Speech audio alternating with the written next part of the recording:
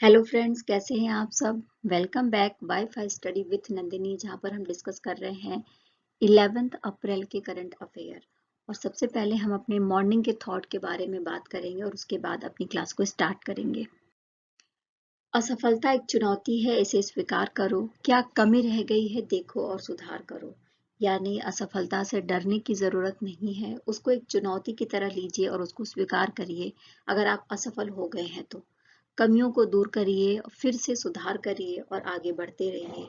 आगे बढ़ते रहेंगे, सुधार करते रहेंगे, इम्प्रूव करते रहेंगे अपने अंदर, तो एक दिन सफलता आपके पास जरूर आ जाएगी।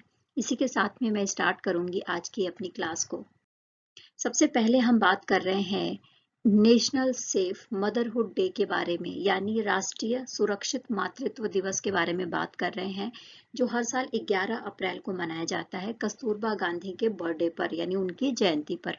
11 अप्रैल को कस्तूरबा गांधी जयंती भी मनाई जाती है भारत में। और भारत ऐसा पहला देश है जहां पर इस तरीके का दिवस मनाया जाता है पूरी दुनिया में। स्पेशली जो गर्भवती महिलाएं होती हैं उनको समर्पित है ये दिवस।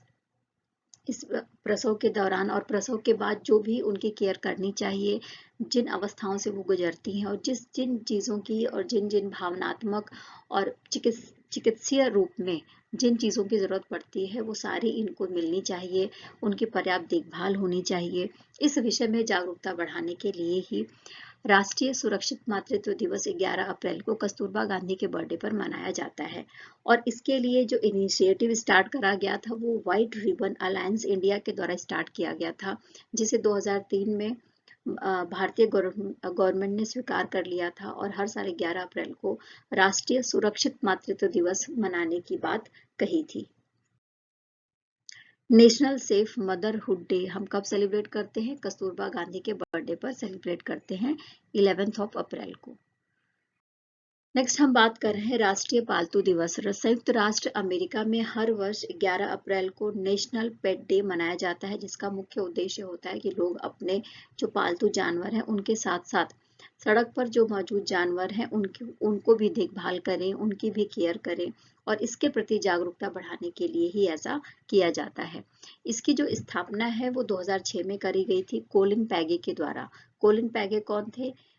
ये एक प्रसिद्ध पशु कल्याण अधिवक्ता और जीवन शैली विशेषज्ञ थे, जिन्होंने जानवरों के हितों के बारे में सोचा और इसके बाद से एक इनिशिएटिव लिया और उसके बाद से स्टार्ट किया गया संयुक्त राष्ट्र अमेरिका में राष्ट्रीय पालतू दिवस को मनाया जाना। नेक्स्ट हम बात कर रहे हैं एक्सरसाइज स्कोप इंडिया 2023 के बारे में, जो 10 अप्रैल से स्टार्ट हो गई है भारतीय वायुसेना और संयुक्त राज्य वायुसेना के बीच में। ये कहाँ पर कराई जाएगी? तो ये वायु जो सेना स्टेशन है अर्जन सिंह जो पानागढ़ में पड़ता है, कलीकुंडा जो पश्चिम बंगाल में पड़ता है और आगरा में आयोजित करी जाएगी।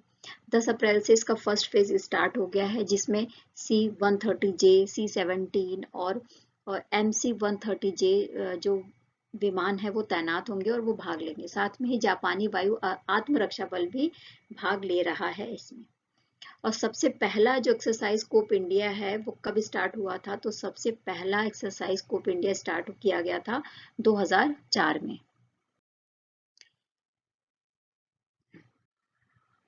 देखिए, अब हम बात कर रहे हैं सांख्यिकी के क्षेत्र में। सांख्यिकी के क्षेत्र में जो अंतर्राष्ट्रीय सांख्यिकी संस्थान विश्व सांख्यिकी कांग्रेस का सम्मेलन हुआ है कनाडा के ओटावा में। वहां पर भारतीय मूल के अमेरिकी सांख्यिकीविद हैं जिनका नाम है C.R. राव। उनको जुलाई में पुरस्कार दिया जाएगा। और इनका नाम क्या है पूरा? तो इनका नाम है कैल्यामपुडी राधाकृष्ण राव। इनको 2023 में अंतर्राष्ट्रीय पुरस्कार प्रदान किया जा रहा है सांख्यिकी के क्षेत्र में। इनको क्यों प्रदान किया जा रहा है ये भी देख लेते हैं। तो कलकत्ता मैथमेटिकल सोसाइटी के बुलेटिन में 1945 में इनके द्वारा प्रकाशित ग्राउंड ब्रेकिंग पेपर, जिसका शीर्षक क्या था? सांख्यिकी मापदंडों के अनुमान में प्राप्त होने वाली जानकारी और सटीकता। इसके लिए इनको ये पुरस्कार प्रदान किया जा रहा है। बाद में जो ये बुलेटिन था ये ब्रेक थ्रूज इन स्टैटिस्टिक्स 1890 और 1990 पुस्तक में भी शामिल किया गया था। इसकी वजह से ही इनको अंतर्राष्ट्रीय पुरस्कार सांख्यिकी के क्षेत्र में प्रदान किया जा रहा है, जिसको सांख्यिकी के क्षेत्र में नोबेल पुरस्कार के बराबर समझा जाता है। साथ ही अगर हम बात करें तो ये पुरस्कार 2016 से स्टार्ट किया गया था देना, और हर 2 साल के बाद प्रदान किया जाता है जो सांख्यिकी के क्षेत्र में काम करते हैं, नई टेक्नोलॉजी और साइंटिफिक रीजन लेकर आते हैं उनके लिए। इस प्राइज में आप देखेंगे तो इसमें 80,000 नगद पुरस्कार दिया जाता है, $80,000 नगद पुरस्कार दिया जाता है और प्रत्येक 2 साल के बाद दिया जाने वाला पुरस्कार है ये। The award carries an $80,000 cash prize and it presented once every 2 years. Okay है। नेक्स्ट हम बात कर रहे हैं सी आर राव जी के बारे में। तो इनका जन्म जो प्लेस है वो क्या है, तो वो प्लेस है भारत का कर्नाटका। भारत के कर्नाटका में 1920 में इनका जन्म हुआ था और उसके बाद 1941 में कोलकाता में भारतीय सांख्यिकी संस्थान से ये जुड़े थे 1941 में। अभी के टाइम में, प्रेजेंट टाइम में, ये प्रसिद्ध सांख्यिकीविद हैं और पेंसिल्वेनिया स्टेट यूनिवर्सिटी के सांख्यिकी विभाग में एमेरिटस एबरली प्रोफेसर के रूप में काम कर रहे हैं। साथ ही भारत की तरफ से इनको 1968 में पद्म भूषण, 2001 में पद्म विभूषण, 1963 में इनको एस भटनागर पुरस्कार और 1967 में रॉयल सोसाइटी फेलो चुने गए थे और 1979 में अमेरिकन स्टैटिस्टिकल एसोसिएशन का विकल्स मेडल भी इनको मिला था और 2002 में US national medal of science भी इनको मिल चुका है। यानी आप देख रहे हैं कि कितने ज्यादा प्रसिद्ध व्यक्ति हैं कैलियामपुडी राधाकृष्ण राव। अब हम बात करेंगे भारतीय बायोटेक के बारे में, जिसको विश्व वैक्सीन कांग्रेस 2023 के लिए अवार्ड दिया गया है। बेस्ट प्रोडक्शन और प्रोसेस डेवलपमेंट अवार्ड से सम्मानित किया गया है बायोटेक को, भारत बायोटेक को। अच्छा, अब देख लेते हैं कहां पर आयोजित किया गया है ये पूरा जो कार्यक्रम। तो 3 से 6 अप्रैल के बीच में अमेरिका के वॉशिंगटन में आयोजित किया गया है। वर्ल्ड वैक्सीन कांग्रेस के तहत ही भारत बायोटेक को वैक्सीन इंडस्ट्रीज एक्सीलेंस पुरस्कार के तहत एक बेस्ट प्रोडक्शन और प्रोसेस डेवलपमेंट अवार्ड से सम्मानित किया गया है।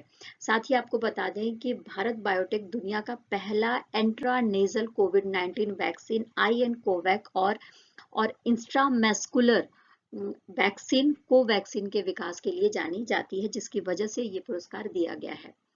विश्व वैक्सीन कांग्रेस क्या है वो भी देख लेते हैं। तो ये एक तरीके का सम्मेलन है अंतर्राष्ट्रीय स्तर पर, जो स्पेशली महामारी के दौरान, यानी जो कोविड-19 महामारी आई थी उसके टाइम पर जो भी वैक्सीन बना था, उसका विकास किया गया था, उससे रिलेटेड जो जानकारियां हैं, जो विशेषज्ञता है, जो टेक्नोलॉजी है, उसको साझा करने के लिए इस सम्मेलन को आयोजित किया गया है। Bharat biotech honored with award at World Vaccine Congress 2023। India men's singles, एक इंडियन खिलाड़ी हैं, बैडमिंटन खिलाड़ी हैं, उन्होंने मेंस सिंगल्स टाइटल जीत लिया है, जिसका नाम है ऑर्लियंस मास्टर 2023। जीतने वाले बैडमिंटन खिलाड़ी कौन है, तो प्रियांशु राजावत हैं। ये जो टूर्नामेंट हो रहा है वो 2023 का फ्रांस में आयोजित किया गया है और आपको मैं बता दूं कि ये जो फाइनल मैच है वो डेनमार्क के मैग्नस जोहानसन को हराकर जीता है प्रियांशु राजावत ने। ये जो टूर्नामेंट है वो स्पेशली जो badminton world federation super 300 event का हिस्सा माना जाता है। बैडमिंटन वर्ल्ड फेडरेशन के बारे में बात करें तो इसकी स्थापना 5 जुलाई 1934 को करी गई थी। इसके अध्यक्ष पॉल एरिक होयर लार्सन है। मुख्यालय इसका कुआलालंपुर मलेशिया में देखने को मिलेगा और इसके सदस्य देशों की संख्या कितनी है, तो 194 इसके सदस्य संघ हैं। और साथ में आपको बता दें कि जब इसकी स्टार्टिंग करी गई थी 1934 में, तो इसके 9 सदस्य थे। स्पेशली ये बैडमिंटन के मानकों को तय करता है और जो ओलंपिक होने वाले होते हैं उनके लिए खिलाड़ियों को तैयार करने का काम करता है। प्रधानमंत्री नरेंद्र मोदी जी के द्वारा कर्नाटका में अंतर्राष्ट्रीय बिग कैट्स अलायंस का शुभारंभ किया गया है। यानी जो कैट्स की 7 प्रजातियां हैं उनके संरक्षण के लिए इस अलायंस को स्टार्ट किया गया है, जिसका नाम है IBCA। अब इसमें वो 7 प्रजातियां कौन सी हैं, तो बाघ, शेर, तेंदुआ, चीता, जैगुआर, हिम तेंदुआ और क्लाउडेड लेपर्ड है। यानी ये जो संगठन है वो स्पेशली इन प्रजातियों के संरक्षण के लिए काम करेगा प्रोजेक्ट टाइगर के 50 साल पूरे होने के मौके पर प्रधानमंत्री नरेंद्र मोदी जी के द्वारा ऐसा किया गया है। कर्नाटका के बारे में बात करें तो कर्नाटका के मुख्यमंत्री कौन है? बसवराज बोम्मई। राज्यपाल थावर चंद्र गहलोत। आधिकारिक पशु यहाँ का भारतीय हाथी है और सबसे ज्यादा हाथी कर्नाटका में ही पाया जाता है पूरे भारत में। आधिकारिक पक्षी यहाँ पर भारतीय रोलर है। कर्नाटका का मैप आप देख सकते हैं, भारत में दिख रहा है और साथ में आपको ये भी दिखेगा कि इसके पूर्व में पश्चिमी घाट दिखेगा हमें और इसके पश्चिम में हमें अरब सागर देखने को मिल जाएगा। कर्नाटका की राजधानी बेंगलुरु है, जिसे भारत की सिलिकॉन वैली भी कहा जाता है। और साथ ही यहाँ पर हम्पी हमें देखने को मिल जाएगा, जो विजयनगर साम्राज्य की राजधानी था और हम्पी यूनेस्को की विश्व धरोहर में शामिल भी है। यहाँ की कन्नड़ यहाँ की आधिकारिक भाषा है और यहाँ पर अंग्रेजी और हिंदी भी व्यापक रूप से बोली जाती है। विश्व का पहला एशियाई किंग गिद्ध संरक्षण और प्रजनन केंद्र बनाया गया है उत्तर प्रदेश के महाराजगंज जिले में। ये जो इस जिले में 1.5 हेक्टेयर में फैला होगा और इसने टेक्निकल मार्गदर्शन के लिए टाई अप किया है बॉम्बे नेचुरल हिस्ट्री सोसाइटी के साथ में। और साथ में आपको मैं ये भी बता दूं कि जो प्रकृति के संरक्षण के लिए अंतर्राष्ट्रीय संघ है, उसकी रेड लिस्ट में शामिल किया गया है एशियाई राजा गिद्ध को। रेड लिस्ट का मतलब है कि ये जो जानवर है, ये जो पक्षी है, अगर इसकी देखभाल नहीं की जाएगी, इसको नहीं बचाया जाएगा, ये तो कुछ सालों में ये बिल्कुल समाप्त हो जाएगा, है ना। तो उस रेड लिस्ट में शामिल है। इसी को बचाने के लिए, यानी इस गिद्ध को बचाने के लिए उत्तर प्रदेश में महाराजगंज में एशियाई किंग गिद्ध संरक्षण और प्रजनन केंद्र स्थापित किया गया है। स्पेशली ये जो केंद्र स्थापित किया गया है, इसमें इसको छोड़ा जाएगा, इसके प्रजनन के लिए और इसको जीवित रहने के लिए जो भी एटमॉस्फेयर की जरूरत है वो सारा प्रोवाइड किया जाएगा। और इस एरिया से किसी भी पेड़ पौधे को काटना या किसी भी जानवर की तस्करी करना, मारना बिल्कुल अवैध है और अगर कोई ऐसा व्यक्ति करता है तो उसको दंड दिया जा सकता है। World's first Asian king vulture conservation and breeding center built in Maharajganj Uttar Pradesh. देखिए, अब हम बात कर रहे हैं 10 अप्रैल को अरुणाचल प्रदेश के अर्जा जिले के सीमावर्ती गांव किबुथु से वाइब्रेंट विलेजेस प्रोग्राम को स्टार्ट कर दिया गया है केंद्रीय गृह मंत्री और सहकारिता मंत्री अमित शाह जी के द्वारा। जैसा कि हम सबको पता है और कुछ दिन पहले ही हमने ये न्यूज़ कवर करी थी कि भारत के वो स्टेट जो चाइना से अपना बॉर्डर शेयर करते हैं, तो उस बॉर्डर पर जो गांव है उनके विकास के लिए काम किया जाएगा और इसके लिए एक प्रोग्राम स्टार्ट किया गया है सेंट्रल गवर्नमेंट के द्वारा, वाइब्रेंट विलेज प्रोग्राम, जिसमें 4800 करोड़ रुपए खर्च किए जाएंगे और उसके तहत सड़क से लेकर जो भी बुनियादी सुविधाएं हैं उसके डेवलपमेंट के लिए काम किया जाएगा। और इसके लिए टारगेट भी रखा गया है 2022-23 से 25 और 26 जो बजट सेशन है उसके भीतर ये पूरी तरीके से काम कंप्लीट कर दिया जाएगा। अच्छा, वो कौन से स्टेट हैं जो बॉर्डर शेयर करते हैं चाइना के बॉर्डर से? तो अरुणाचल प्रदेश, सिक्किम, उत्तराखंड, हिमाचल प्रदेश और लद्दाख है, ठीक है ना। और स्पेशली इनका जो उत्तरी सीमा है उसमें 19 जिले हैं और 19 जिले के 46 ब्लॉक हैं और 46 ब्लॉक के 2967 यानी 2967 गांव हैं, उनके विकास के लिए काम किया जाएगा। और पहला चरण स्टार्ट कर दिया गया है, जिसमें से 662 गांव तो सिर्फ कहां पर है? अरुणाचल प्रदेश में ही है। तो जो फर्स्ट फेज है उसमें 662 गांव हैं और 662 गांव में से सिर्फ 455 गांव कहाँ के हैं? अरुणाचल प्रदेश के हैं। इसीलिए ये वाइब्रेंट विलेज जो प्रोग्राम है वो स्टार्ट किया गया है अरुणाचल प्रदेश से ही। और ये जो कार्यक्रम किबुथु में स्टार्ट किया गया है वो स्वर्ण जयंती सीमा रोशनी कार्यक्रम के तहत अरुणाचल प्रदेश में सरकार की 9 सूक्ष्म पन बिजली परियोजनाओं का भी उद्घाटन किया गया है। और साथ में मैं आपको ये भी बता दूं कि केंद्रीय गृह मंत्री ने लिकाबाली, छपरा, नूरानंद और विशाखापट्टनम में बुनियादी ढांचे को बढ़ावा देने के लिए जो भारत तिब्बत सीमा पुलिस यानी ITBP है उसकी परियोजनाओं का भी उद्घाटन किया है। यानी बेसिकली हम ये कह सकते हैं कि उन सीमाओं पर काम किया जा रहा है जो बॉर्डर शेयर करते हैं स्पेशली चाइना से। The Vibrant Village program was launched on 10th April in Kibuthu, a border village in Anjaw district of Arunachal Pradesh. Exam में आ सकता है कि वो कौन सा स्टेट है और स्टेट का कौन सा गांव है जहां से वाइब्रेंट विलेज प्रोग्राम स्टार्ट किया गया है। अरुणाचल प्रदेश के बारे में बात करते हैं तो जैसा कि आप देख सकते हैं मैप को, जो भारत का उत्तरी पूर्वी हिस्सा है, सेवन सिस्टर्स हैं, उसमें से अरुणाचल प्रदेश आपको येलो कलर में देखने को मिल रहा है यहाँ पर, ठीक है ना, जो अपनी सीमाएं भूटान, चाइना, म्यांमार और आसाम और नागालैंड से शेयर कर रहा है। यहाँ की आधिकारिक भाषा हमें अंग्रेजी देखने को मिलेगी और साथ में यहाँ पर कुछ क्षेत्रीय भाषाएं बोली जाती हैं, जैसे नेशी, आपातानी और गालो। यहाँ पर लोसर, सोलंग, द्री उत्सव और चलो लोको उत्सव मनाया जाता है। अरुणाचल प्रदेश की स्थापना के बारे में बात करें तो इसकी स्थापना 20 फरवरी 1987 को हुई थी। इसकी राजधानी हमें ईटानगर देखने को मिलती है। राज्यपाल यहाँ पर कैवल्य त्रिविक्रम परनाइक हैं। मुख्यमंत्री पेमा खांडू हैं और आधिकारिक फूल यहाँ पर राइनो कोस्टिलिस रेटुसा है और आधिकारिक पशु यहाँ पर गयाल है। नेक्स्ट हम बात कर रहे हैं 9 अप्रैल को यूक्रेन की उप विदेश मंत्री, जिनका नाम है एमिन झापरोवा, वो 4 दिन की यात्रा पर भारत में आई हैं। 9 से 12 अप्रैल तक ये रहेंगी भारत में और स्पेशली दोनों देशों के बीच में चर्चा करी गई है आपसी हित के मुद्दों पर, वैश्विक मुद्दों पर, और भारत का वो पक्ष जानने की कोशिश की गई है भारत और यूक्रेन के युद्ध के रूस और यूक्रेन के युद्ध के बारे में, जिसमें भारत ने ये कहा है कि यूक्रेन और रूस को विवादों को शांतिपूर्ण ढंग से सुलझाना चाहिए। नेक्स्ट हम बात कर रहे हैं 10 से 15 अप्रैल को 2023 तक केंद्रीय विदेश मंत्री एस जयशंकर युगांडा और मोजाम्बिक की यात्रा पर हैं। 10 से 13 अप्रैल तक युगांडा की यात्रा पर होंगे वो, जहां पर नेशनल फोरेंसिक साइंस यूनिवर्सिटी का एक ट्रांजिट कैंपस है, उसका शुभारंभ करेंगे और यूनिवर्सिटी का ये पहला कैंपस होगा दुनिया में, यानी भारत के बाहर ये यूनिवर्सिटी का पहला कैंपस होगा युगांडा में। 13 और 15 अप्रैल के बीच में मोजाम्बिक की यात्रा पर होंगे और किसी भी भारतीय विदेश मंत्री के द्वारा मोजाम्बिक की यात्रा करने वाले पहले विदेश मंत्री बन गए हैं एस जयशंकर।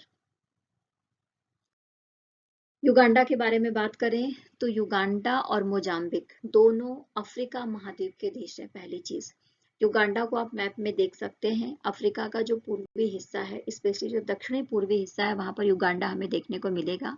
यहाँ की राजधानी कंपाला है। राष्ट्रपति यहाँ पर योवेरी मुसेवेनी है। प्रधानमंत्री रॉबिना नबंजा है और मुद्रा यहाँ पर युगांडा शीलिंग है। मोजाम्बिक के बारे में बात करें तो आप देख रहे हैं कि मेडागास्कर से बिल्कुल मेडागास्कर के आसपास है मोजाम्बिक। यहाँ पर राजधानी मैपुटो है। राष्ट्रपति फिलिप न्यूसी है। प्रधानमंत्री कार्लोस अगोस्टिन्हो डो रोसारियो हैं और मुद्रा यहाँ पर मोजाम्बिकान मेटिकल है। आईएनएस विक्रांत को उसका पुराना घंटा वापस मिल गया है। आईएनएस विक्रांत के बारे में बात करें तो इसको कमीशन किया गया था 1961 में और इसने 36 साल तक भारतीय नौसेना को अपनी सेवाएं दी थी 1997 तक, और इसके बाद से इसको जो है नवीन बनाया जा रहा था, इसमें सुधार किया जा रहा था। तो आईएनएस विक्रांत को प्रधानमंत्री नरेंद्र मोदी के ओर से कमीशन फिर से किया गया है और उसके बाद से जो उसका परंपरागत घंटा है, जिसको आप डायग्राम में देख सकते हैं, इसको भी वापस कर दिया गया है। नेक्स्ट हम बात कर रहे हैं नासा का high resolution air quality control instrument launch किया गया है, जिसका नाम है troposphere emission monitoring of pollution. Specially जो ये इंस्ट्रूमेंट बनाया गया है, ये उपकरण बनाया गया है, इसके माध्यम से वायु की जो गुणवत्ता है उसको 4 वर्ग मील की सटीकता तक देखने का अनुमान लगाया जा सकता है। वायु की गुणवत्ता की निगरानी की जा सकती है, यानी जो एयर क्वालिटी है उसकी निगरानी करी जा सकती है और किस तरीके से कैसे कैसे इसमें चेंजेस आता है वायु क्वालिटी में और कैसे हम इसको इम्प्रूव कर सकते हैं। इस विषय पर ये जो उपकरण है, जिसका नाम है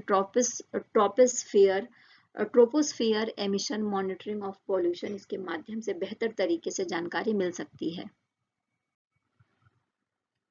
अब हम बात कर रहे हैं भारत की तरफ से संयुक्त राष्ट्र की स्थायी प्रतिनिधि हैं रुचिरा कंबोज।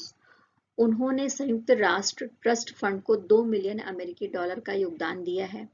योगदान इसलिए दिया गया है जिससे कि सोमालिया और हॉर्न ऑफ अफ्रीका में शांति और स्थिरता को कायम रखा जाए। भारत हमेशा से चाहता है कि जो सोमालिया और हॉर्न का क्षेत्र है अफ्रीका में, उसमें शांति हो, स्टेबिलिटी आए और साथ ही उसका डेवलपमेंट हो। तो इसी के लिए ये जो फंड है ये प्रोवाइड कराया गया है भारत के द्वारा। त्रिपुरा में भारत, बांग्लादेश और जापान कनेक्टिविटी बैठक आयोजित करी जाएगी 11 से 12 अप्रैल के बीच में।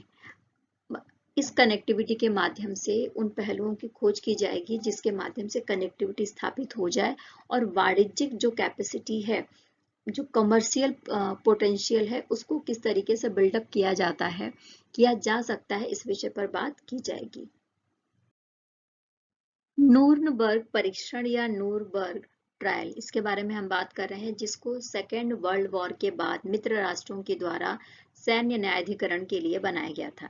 जो स्पेशली जर्मनी में युद्ध अपराध हो रहे थे, मानवाधिकारों का हनन हो रहा था और साथ ही मानवता के खिलाफ जो अपराध हो रहा था, यहूदियों का जो नरसंहार हो रहा था, उसके विषय में, और जो नाजी अधिकारी थे उन पर मुकदमा चलाए जाने के लिए आयोजित किया गया था। तो इसके ही एक प्रमुख सदस्य थे जिनका नाम था बेन फेरेज। इनका निधन हो गया है 9 अप्रैल को। फेरेज जो है नाजी एकाग्रता और श्रम शिविरों की में जो किए गए अत्याचार थे उनके गवाह थे और उन अपराधों का विस्तार से उन्होंने बयान दिया था उन अपराधों के ऊपर। The trial established the principle of personal accountability of war crimes. जलाबाला वैद्य, जिनका निधन हो गया है 9 अप्रैल को, ये कौन थी?